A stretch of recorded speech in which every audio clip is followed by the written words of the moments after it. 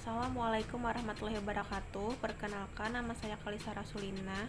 Di sini saya akan mempresentasikan komunikasi alternatif dan augmentatif bagi anak autis. Identitas anak, nama Muhammad Andika Pasya Al-Farabi. Tempat tanggal lahir Amuntai 1 Juni 2009. Jenis kelamin laki-laki, agama Islam, sekolah SLB Negeri 1 Amuntai. Kelas 5 SD, alamat Jalan Lambung Mangkurat, anak kedua, dan hambatannya adalah autis. Analisis hasil identifikasi anak. Anak yang kami identifikasi saat ini berumur 12 tahun saat kami melakukan identifikasi menggunakan DSM-4. Dalam interaksi sosial, timbal balik anak masih belum mampu menjalin interaksi sosial yang cukup memadai. Kontak mata anak sangat kurang. Anak mampu menatap kurang lebih 3-5 detik ketika ia dipanggil. Anak masih belum bisa bermain dengan teman sebaya. Dan tingkat respek kepada orang lain pun masih belum ada. Ketika dilakukan identifikasi komunikasi anak, kesulitan untuk mengimbangi komunikasi dengan cara lain tanpa bicara. Anak sebenarnya mampu berbicara tetapi dia bingung untuk mengungkapkannya. Anak akan berbicara jika ada hal yang diinginkannya, dan jika moodnya sedang baik, maka anak akan to the point. Mengungkapkan seperti jalan-jalan, berarti anak menginginkan jalan-jalan. Anak sering melontarkan bahasa-bahasa aneh, masih sering sekali membeok dan mengulang-ulang. Selanjutnya, analisis hasil asesmen kebutuhan komunikasi anak. Saat kami melakukan asesmen komunikasi kepada anak masih mampu memahami bahasa aktif dan reseptif yang kami berikan kepada anak seperti perintah 1 tahap. Dan kami sudah memberikan perintah 2 tahap, anak mampu saja diminta untuk mengambil pulpen dan menuliskan namanya di kertas. Tetapi, ketika kami meminta anak untuk memungut dan membuang sampah ke tempatnya, anak masih harus diarahkan. Komunikasi yang sulit untuk dilakukan anak adalah ketika ingin buang air besar dan buang air kecil. Anak sangat kesulitan dan mudah terdistrak dengan yang lain sehingga anak lupa melakukan kegiatan toileting tersebut. Selanjutnya adalah rancangan produk AAC. Yang pertama, nama aplikasi kami yaitu adalah Training Education for Daily Living atau dapat disebut dengan Twilight Time. Yang pertama ada opening aplikasi. Di sana ada dapat dilihat di layar gambar dari desain aplikasi kami yang bernama Twilight Time. Lalu selanjutnya pada menu 1 terdapat tombol hijau atau gambar lonceng, yang dimana ketika kita menyentuh salah satu dari tombol itu akan mengeluarkan suara yang menandakan bahwa anak mau buang air besar atau buang air kecil. Kami membuat sebuah kalimat pada aplikasi yang dapat memudahkan anak dalam memahaminya, yaitu di sana dalam aplikasi itu akan berbunyi seperti Andika mau beol dan Andika mau pipis.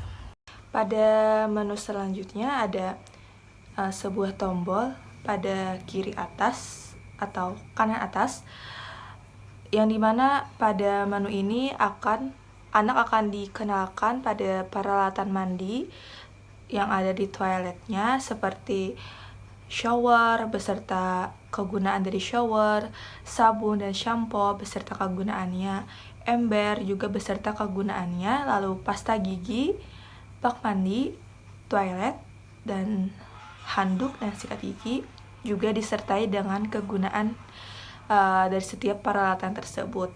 Lalu pada samping kanan atau kiri aplikasi terdapat tombol keluar jika anak sudah selesai mempelajari atau bermain dengan aplikasi Twilight Time. Selanjutnya, pembuatan produk AAC. Pelaksanaan pembuatan komunikasi alternatif dan augmentatif atau AAC. 1. Mitra yang terlibat. Mitra yang terlibat dalam pembuatan aplikasi ini yaitu seorang mahasiswa dari Universitas Lambung Mangkurat, Prodi Teknologi Pendidikan yang bernama Adinda Firdaus. 2. Jangka waktu pembuatan produk AAC ini yaitu kurang lebih 3 hari. 3. Alat dan bahan. Dalam pembuatan produk AAC, laptop, smartphone berbasis Android, beberapa software sebagai berikut. A. Adobe Illustrator untuk mendesain tampilan user interface dan user experience dalam aplikasi. B. Adobe Animate untuk menyusun sistem kerja aplikasi. C. Bahan audio terkait, gambar terkait, beberapa software untuk mengedit dan mendesain tampilan aplikasi, dan software untuk menyusun sistem kerja aplikasi. 4. Alur pembuatan produk AAC. A. Kegiatan persiapan. Persiapan bahan yang akan digunakan dalam aplikasi, semisal file audio dan gambar. 2. Kegiatan pelaksanaan. 1. Persiapan bahan yang digunakan dalam aplikasi, semisal file audio dan gambar.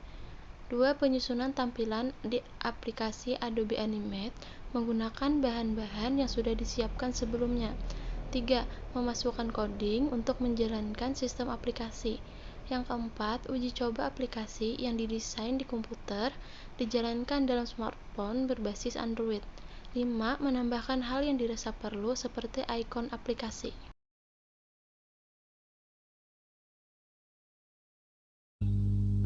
Proses pelaksanaan uji coba. Pelaksanaan uji coba dilakukan pada anak diawali dengan memperkenalkan aplikasi Toilet Time pada orang tua dan anak. Setelah dikenalkan pada isi aplikasi, anak melakukan uji coba pada aplikasi tersebut dengan menggunakan handphone penguji.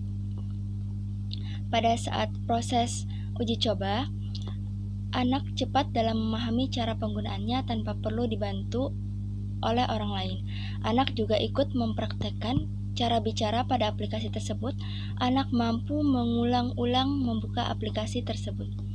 Walaupun pada saat uji coba, fokus anak sering terbagi dengan kegiatannya yang lain seperti dibarengi dengan membuka aplikasi YouTube pada HP anak. Lalu kami juga mencoba menanyakan kepada anak kembali mengenai informasi apa saja yang dapat anak ingat dalam aplikasi Toilet Time tersebut, dan anak cukup mampu menjawab pertanyaan dari kami walaupun perlu dibantu terlebih dahulu. Selanjutnya, B. Kendala. Kendala pada saat melakukan uji coba produk yaitu konsentrasi anak mudah teralihkan dengan keadaan sekitar. C. Testimoni orang tua. Orang tua Dika sangat senang karena dengan adanya aplikasi ini membuat Dika paham manfaat dari benda-benda yang ada di kamar mandi dan juga mengetahui cara mengkomunikasikan ketika Dika ingin BAB dan BAK.